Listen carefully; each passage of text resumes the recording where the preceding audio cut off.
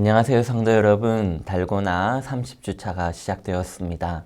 이번 주 본문은 사무엘상 9장부터 16장까지입니다. 오늘은 9장 말씀을 함께 살펴보도록 하겠습니다.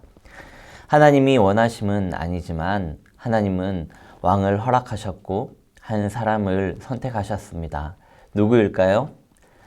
우리가 다 아는 사울입니다. 우리는 여기서 하나님이 왜 사울을 선택하셨는지 하나님의 그 마음을 알아보기를 원합니다. 사울은 베냐민 지파에 속한 기스라는 유력한 사람의 아들입니다. 그는 잘생겼을 뿐만 아니라 키가 보통 사람들보다 어깨 위만큼 더 큰 젊은이였습니다. 여기서 우리가 주목해야 하는 것은 그가 베냐민 지파 사람이라는 것입니다. 유력한 집안이라고 하지만 이스라엘 민족 전체를 놓고 볼 때 베냐민 지파는 동족에게 다 죽임을 당하고 남자만 600명 남았던 적이 있는 멸족 위기에 처한 보잘것없는 지파였습니다. 그래서 가장 작은 지파였습니다. 그런데 베냐민 지파를 선택하셨습니다. 왜 그러셨을까요? 의도적으로 내세울 것이 없는 지파를 선택하셨습니다. 힘이 없고 내세울 것이 없기에 하나님만을 의지할 가능성이 많은 것입니다. 우리는 여기서 하나님의 마음을 엿볼 수가 있습니다. 왕을 세워달라는 요구에 속이 상하셨음에도 이스라엘 민족이 하나님과 소통하기를 원하시는 하나님의 마음입니다. 그래서 하나님은 사무엘에게 명령하십니다.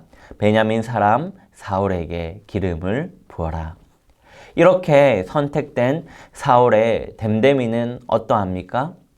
잃어버린 암나기를 찾아보라는 아버지의 말에 적극적으로 순종할 줄 아는 사람이었고, 우리를 걱정하실 거라는 아버지의 마음까지도 헤아릴 줄 아는 사람이었습니다. 여기에 더하여 종의 권면을 무시하지 않고 받아들일 줄 아는 겸손한 사람이었습니다. 마지막으로 사울은 하나님의 사람을 존중하며 예물을 드릴 줄 아는 사람이었습니다. 하나님은 최선의 선택을 하신 것입니다. 하나님은 연약한 베냐민 지파에서 사울을 골라내셨습니다. 그 이유는 하나님과 이스라엘 백성 사이에서 하나님의 마음을 전달해주는 통로가 되어달라는 하나님의 마음이 담겨 있는 것입니다. 우리는 여기서 사울이 과연 이 역할을 잘했는지 눈여겨보아야 할 것입니다.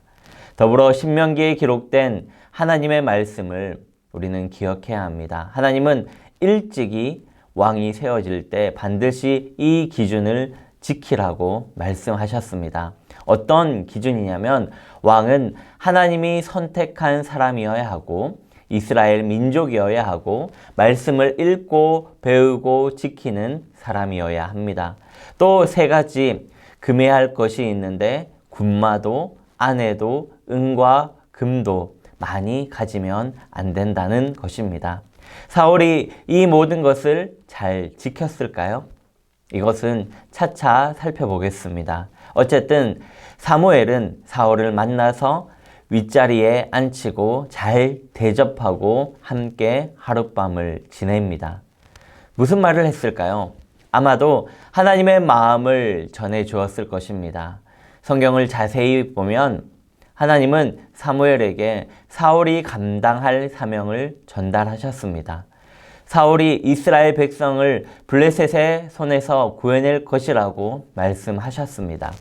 하나님은 자신은 거절당하셨으면서도 이스라엘을 나의 백성이라고 부르시면서 챙기고 계신 것입니다.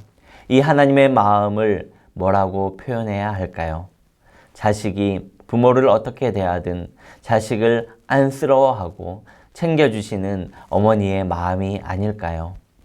하나님이 블레셋으로부터 이스라엘을 구하여 내셨듯이 이제는 너가 내 역할을 하라고 말씀하시는 것입니다. 우리는 여기서 사명자가 뭐하는 사람인지를 분명히 알 수 있습니다. 사명자는 하나님의 마음으로 하나님의 행동을 대신하는 사람입니다. 오늘 하루도 사명자로 살아가시는 성도님들 되시기를 소망합니다. 감사합니다.